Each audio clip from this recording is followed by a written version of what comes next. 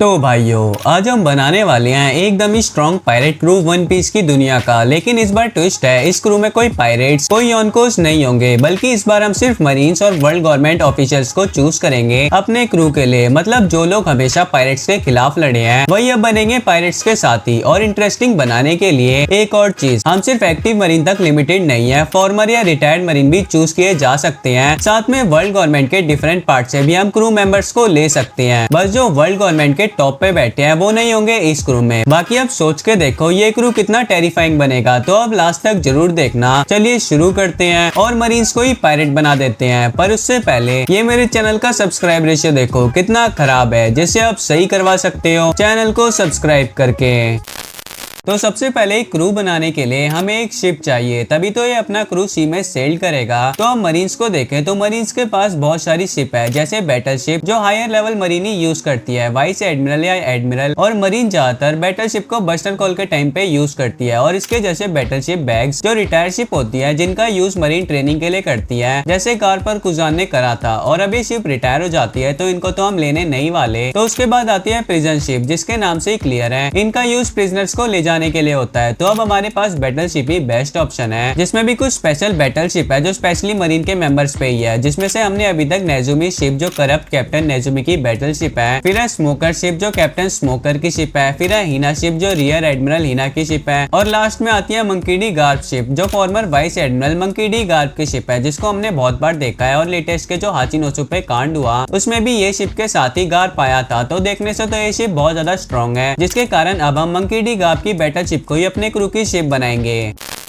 अब शिप के बाद हमें एक नेविगेटर की जरूरत है जो हमारे मरीन क्रू को सी में गुम होने से बचाए। तो अब अच्छे से मरीन में देखने से मुझे बस एक ही नाम दिखा है, वो मरीन में होके भी एक नेविगेटर है, और वो है कोबी, जो जब एल्विडा पायरेट्स का पार्ट था तो इसे उस टाइम में नेविगेशन आता था। उसके बाद जब मरीन में इसने ज्वाइन करा तो इसकी स्किल्स तो बढ़ी ही होगी। बाकी ये मरीन में काफी ज्यादा फेमस है, और बस थोड़े से टाइम में ही लोग इसे हीरो के नाम से जानने लगे, जो एक मरीन कैप्टन है, साथ में सॉर्ड्स का मेंबर भी है। और इसने अपनी ट्रेनिंग हेलमेपो के साथ किया था, और वो दोनों वाइस एडमिरल गार्प के अंडर सुपरवाइज थे। और कोबी पहले एक इनवॉलंटरी कैबिन बॉय था एल्विडा पायरेट्स का, जब तक मंकी डी लूफी ने उसे फ्री नहीं करवाया। और वही मोमेंट था जब वो लूफी का पहला दोस्त बना उसकी जर्नी के दौरान। और आज के टाइम पे कोबी इतना बड़ा नाम बन चुका है कि क्रॉस गिल्ड ने उस पर एक 5 स्टार बाउंटी लगा दिया, जो 500 मिलियन बेरीज के इक्वल है। और एबिलिटीज की बात करें तो गार्प के ब्रूटल ट्रेनिंग रेजिमेंट के साथ साथ अपने खुद के ग्रूलिंग सेल्फ ट्रेनिंग की वजह से कोबी ने इंसेंट फिजिकल स्टैंड डेवलप किया है। और अगर तुम्हें प्रूफ चाहिए तो देख लो उसका मूव ऑनेस्टी इंपैक्ट। ये एक डिवास्टेटिंग आर्मामेंट आकी पंच है जो मैसिव शॉकवेव्स रिलीज करता है, बिल्कुल सिमिलर गार्प के गैलेक्सी इंपैक्ट जैसा। और ये मूव इतना पावरफुल था कि उसने अवालो पिजारो के आइलैंड साइज हैंड तक को तोड़ दिया था। और सिर्फ स्ट्रेंथ नहीं, उसका ऑब्जर्वेशन आकी भी टॉप टियर है। जैसे कि टाइम स्किप के बाद उसने एक टॉर्पेडो सेंस कर लिया था जो ड्रेसरोसा रॉयल किंगडम के शिप को टारगेट कर रहा था, वो भी अपनी शिप से काफी डिस्टेंस पे। और ये सब उसने इंस्टेंटली किया जब हेलमेपो, जिसके पास ऑब्जर्वेशन आकी था, उसने तक नोटिस नहीं कर पाया था। और एक और प्रूफ, कोबी ने इंस्टेंटली काइरोस का इमेंस स्ट्रेंथ रिकॉग्नाइज कर लिया था जब उससे पहली बार मिला था। और अभी तक कोबी का फुल स्ट्रेंथ रिवील नहीं हुआ है, लेकिन ऑनेस्टली अगर वो गार्प का ट्रू पैरेलल है तो उसका future power level absolutely insane होने वाला है। बस कुछ वक्त की बात है जब हम देखेंगे उसके नई एबिलिटीज और पोटेंशियल। सो अब नेविगेटर के लिए फाइनल है कोबी, जो अपने क्रू को फ्यूचर में भी हेल्प करेगा।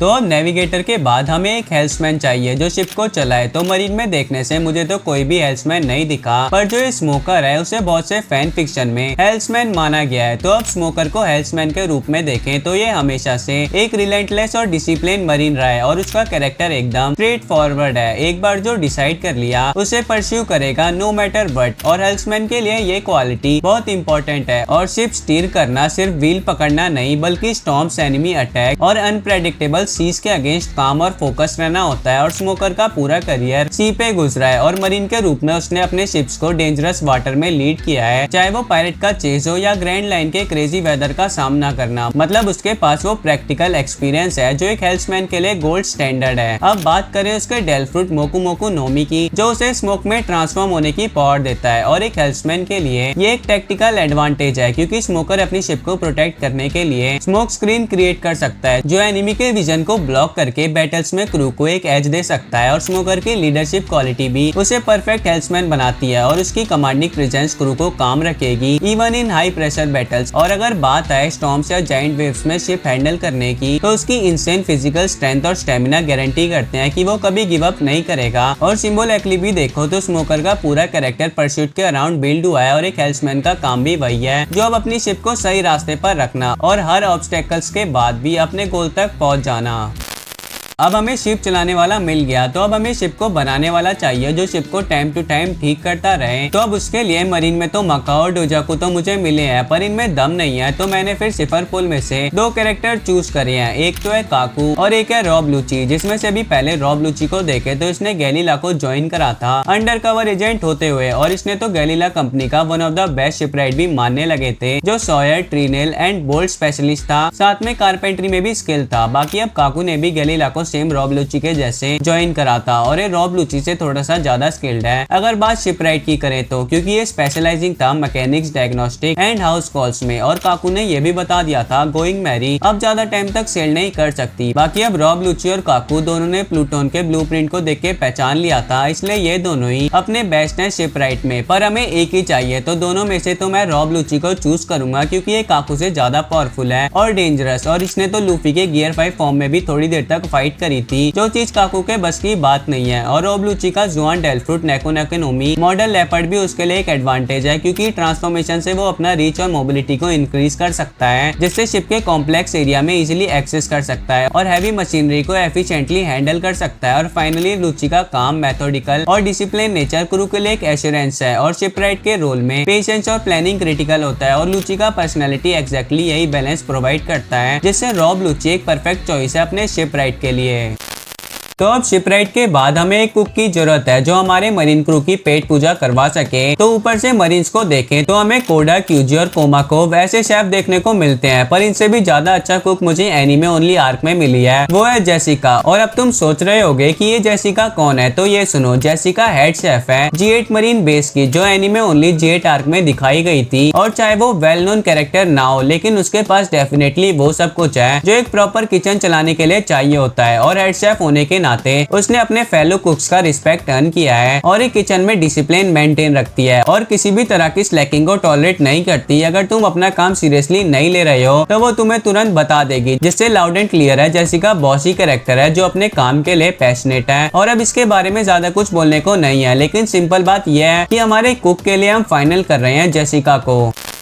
अब हमें चाहिए एक डॉक्टर अपने मरीन क्रू के लिए, और इस रोल के लिए कौन बेटर हो सकता है अदर देन डॉक्टर वेगापंक, जो वर्ल्ड गवर्नमेंट का टॉप साइंटिस्ट और डॉक्टर है। और अब तुम सोच रहे होगे वेगापंक ज्यादा साइंटिस्ट के नाम से जाना जाता है, डॉक्टर के नहीं, लेकिन सच बोलूं तो उसका ग्राउंड ब्रेकिंग रिसर्च और इंसेन इंटेलेक्ट उसे इस रोल के लिए बिल्कुल परफेक्ट बना देता है। और ये वही इंसान है जिसने लीनियस फैक्टर का सीक्रेट क्रैक किया, मतलब वो बायोलॉजी और जेनेटिक्स को ऐसे लेवल पर समझता है जो ऑर्डिनरी डॉक्टर्स के सपने में भी नहीं आ सकता। और सिर्फ थ्योरी नहीं, उसके टेक्नोलॉजिकल इनोवेशन जैसे साइबोर्ग एनहांसमेंट और एडवांस मेडिकल ट्रीटमेंट प्रूव करते हैं कि वो कटिंग एज साइंस को मेडिसिन के साथ मर्ज करके रेवोल्यूशनरी क्योर्स और अल्ट्रा प्रीसिज डायग्नोस्टिक बना सकता है। और अगर तुम्हें एक रियल एग्जांपल चाहिए उसकी मेडिकल स्किल्स का, तो ज्वेलरी बोनी के सैफायर स्केल्स डिजीज को याद करो। ये डिजीज फेटल थी, स्किन पर सैफायर लाइक स्टोन्स ग्रो करते थे जब वो लाइट के कांटेक्ट में आती थी। कन्वेंशनल डॉक्टर बिल्कुल यूजलेस थे इसके अगेंस्ट, लेकिन वेगापंक ने stem cell transplant specifically develop किया था बोनी को क्योर करने के लिए, एक ऐसा काम जो कोई और कर ही नहीं सकता था। और अगर ये उसकी मेडिकल जीनियस का प्रूफ नहीं है तो और क्या होगा। सो क्रू का डॉक्टर के लिए फाइनल है डॉक्टर वेगापंक, जो अपनी डॉक्टर की स्किल्स के साथ में अपने साइंटिफिक स्किल्स को भी दिखाएगा, जिससे ये अपने क्रू मेंबर्स की हेल्प कर पाएगा और डिफरेंट गैजेट्स और वेपन्स भी दे सकता है क्रूमेट्स को, जिनसे उनकी फाइट में हेल्प हो सके। और वेगापंक आएगा तो ये अपने साथ अपने सैटेलाइट्स भी लेके आएगा, जिससे अब हमें एक वेगापंक के लिए 6 डॉक्टर्स और साइंटिस्ट मिल रहे हैं, जो चीज तो बस अपने मरीन क्रू को फायदा ही फायदा दे रही है।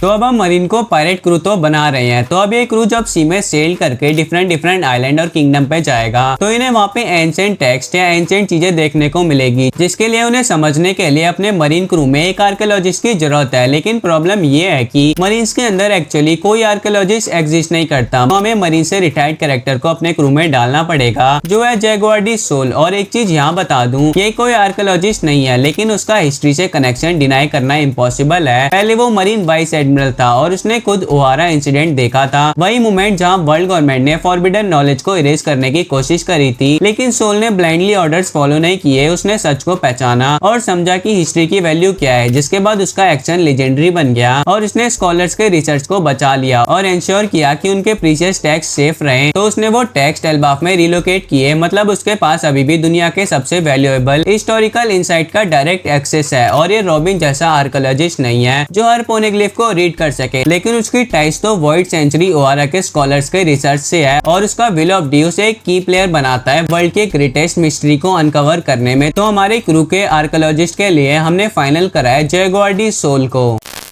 अब हमने बेसिक क्रू मेंबर्स को तो ढूंढ लिया, पर फिर भी एक इम्पोर्टेंट क्रू मेंबर बचा हुआ है जो सारी चीजें प्लान और स्ट्रेटेजिस्ट करेगा, जिससे अपने क्रू को काम करने में इजी हो। उसके लिए हमें चाहिए एक स्ट्रेटेजिस्ट जो बैटल फील्ड पर सिचुएशन को समझकर सबको लीड कर सके और ट्रैप सेट कर सके और ओपोनेंट्स की मूव प्रेडिक्ट कर सके। और इस रोल के लिए मेरा बेस्ट ऑप्शन है सेनगोकू, क्योंकि अब देखो सेनगोकू सिर्फ एक एडमिरल नहीं था, बल्कि ये एक फ्लीट एडमिरल था, मतलब मरीन्स का हाईएस्ट अथॉरिटी। और उसके टाइम में मरीन्स ने कुछ सबसे बड़े क्राइसिस फेस किए और मरीनफोर्ड वॉर के दौरान उसने पूरा बैटलफील्ड कोऑर्डिनेट किया व्हाइटबीड और उसके मैसिव अलाइज के अगेंस्ट। और चाहे वो अल्टीमेटली हार गए हो, लेकिन स्ट्रेटेजी वाइज सेनगोकू ने हर एंगल कवर किए थे, लाइक पैसिफिस्टा डिप्लॉय किए, ट्रैप सेट किया एस और व्हाइटबीड को पकड़ने के लिए और एक सिस्टमेटिक प्लान बनाया। और इसकी एबिलिटीज भी उसे अलग बनाती है, क्योंकि ये हितोहितोनोमी मॉडल डाइबुत्सु मिथिकल जुआन फ्रूट को यूज करता है, जिससे ये एक जाइंट गोल्डन बुद्धा में ट्रांसफॉर्म होता है। और ये सिर्फ एक पावर हाउस मूव नहीं है, बल्कि खुद में एक स्ट्रॉन्ग प्रेजेंस है बैटलफील्ड पे, जिससे इसे फील करने वालों की भी चिट्टी पिट्टी कुल हो जाती है। और स्ट्रेटेजिस्ट के लिए सबसे इंपॉर्टेंट चीज क्या होती है? काम माइंड। और सेनगोकू हमेशा कंपोज रहता है, चाहे एनिमी कोई भी हो, जो इसने मरीनफोर्ड के साथ में रॉजर व्हाइटबीड गार्प के साथ क्लैशेस के दौरान भी दिखाया होगा। और उसका लॉन्ग टर्म विजन और टेक्टिकल ब्रिलियंस मरीन्स के लिए बैकबोन था। तो अब सिंपल है, क्रू का स्ट्रेटेजिस्ट होगा सेनगोकू द बुद्धा।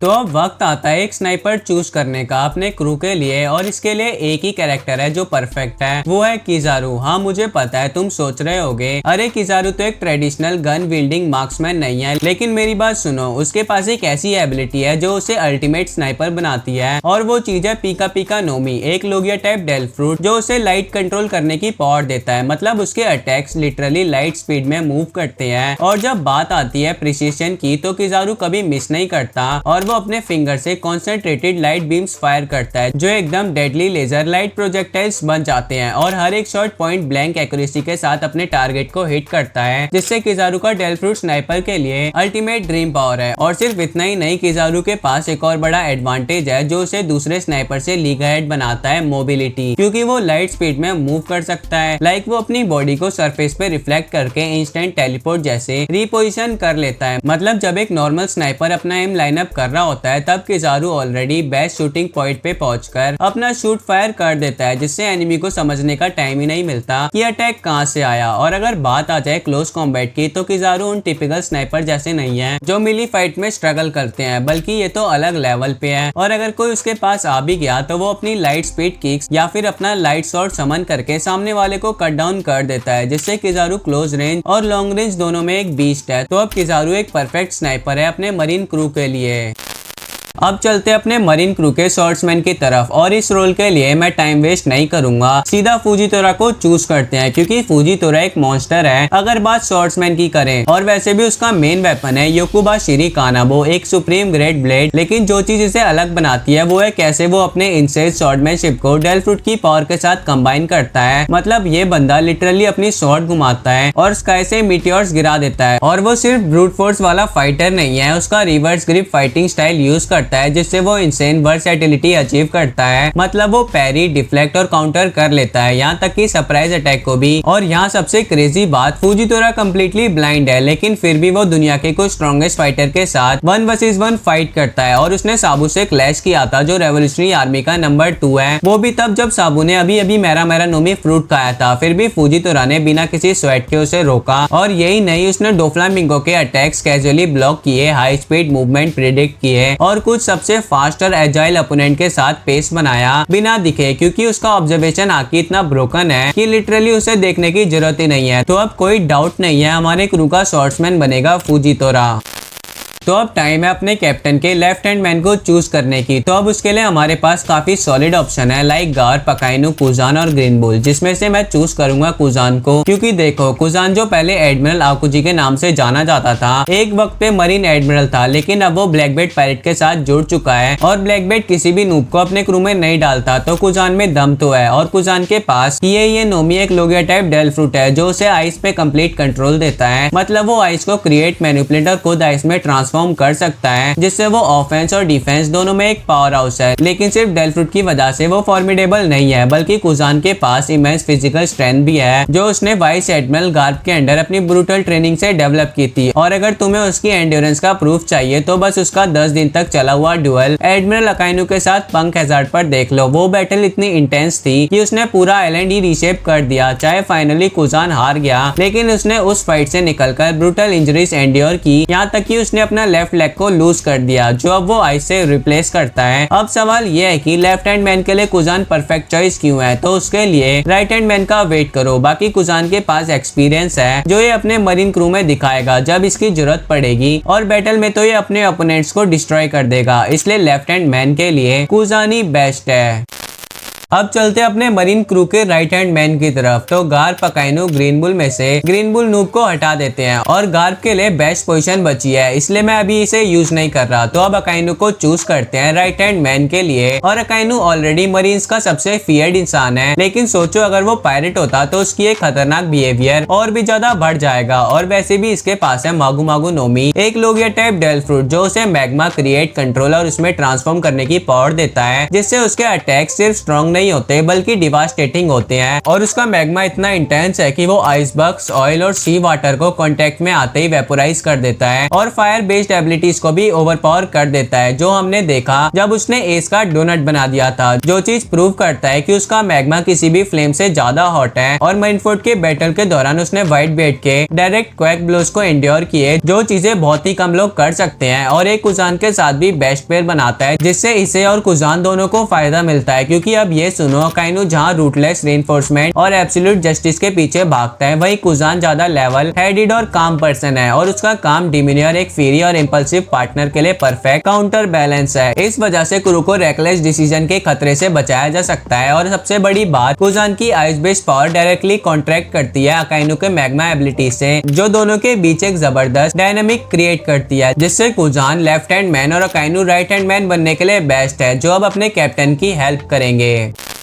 तो अब फाइनली कैप्टन की बात करें तो कॉन्ग और गार्प ये दो हैं अपने पास, जिसमें से कॉन्ग को देखें तो ये फॉर्मर फ्लीट एडमिरल है, जिससे इसके पास सबसे ज्यादा एक्सपीरियंस है मरीन में, और इसकी पावर भी बहुत ज्यादा होगी। पर अब ये कमांडर इन शेफ है, जिससे टॉप अथॉरिटीज के बाद डायरेक्ट आता है रैंकिंग में, जो वर्ल्ड गवर्नमेंट के सारी चीजों को कंट्रोल करता है। पर हमें इसके बारे में और कुछ नहीं पता, तो इसे मैं कैप्टन के रोल के लिए फाइनल नहीं कर रहा। पर देखने से लगता है ये कैप्टन बनने के लिए बहुत ज्यादा अच्छा है, इसलिए अब मंकी डी गार्प ही कैप्टन बनेगा अपने मरीन क्रू का, जो की मरीन्स का हीरो कहलाता है और एक ऐसा इंसान जिसका strength king of the pirates के बराबर है। और गार्प ने रॉक डी सीबैक से भी लड़ाई की थी, जो हिस्ट्री के सबसे मिस्टीरियस और डेंजरस फिगर्स में से एक है। और मत भूलना, इवन इन ओल्ड एज में भी वो अभी तक एक बीस्ट है, और उसने गैलेक्सी इंपैक्ट से हाचिनोसु को तबाह कर दिया था। और गार्प में खास बात यह है कि ये अपनी मन मर्जी का मालिक है, जो ऑलमोस्ट सिमिलर है लूफी जैसे, और इसे बहुत बार ऑफर मिला एडमिरल बनने का, पर इसने एक्सेप्ट नहीं करा ताकि ये कुत्ते सेलेस्टियल ड्रैगन के अंदर ना आए। पर गार्प को अपनी ड्यूटी और काम के बारे में अच्छे से पता है, इसलिए कभी भी अगर पायरेट बनता है तो ये अपने गोल और जर्नी को भूलेगा नहीं, और अपने क्रूमेट्स का भी ख्याल ही अच्छे से रखेगा जैसे मरीन्स का रखता है। और ये अपने अंदर के सारे क्रूमेट्स को कंट्रोल भी कर सकता है, चाहे वो किजारू हो, कुजान हो, या अकाइनू हो, या सेनगोकू हो। इसलिए अब मंकी डी गार्प बेस्ट है अपने कैप्टन के रोल के लिए। तो भाइयों, ये वीडियो यहीं तक थी। वीडियो कैसी लगी कमेंट कर दो, और 1000 लाइक्स का टारगेट है, जल्दी से पूरा करवा दो। और अगर चैनल पे नए हो तो चैनल को सब्सक्राइब कर दो। मैं मिलता हूँ तुमसे नेक्स्ट वीडियो में। सायोनारा।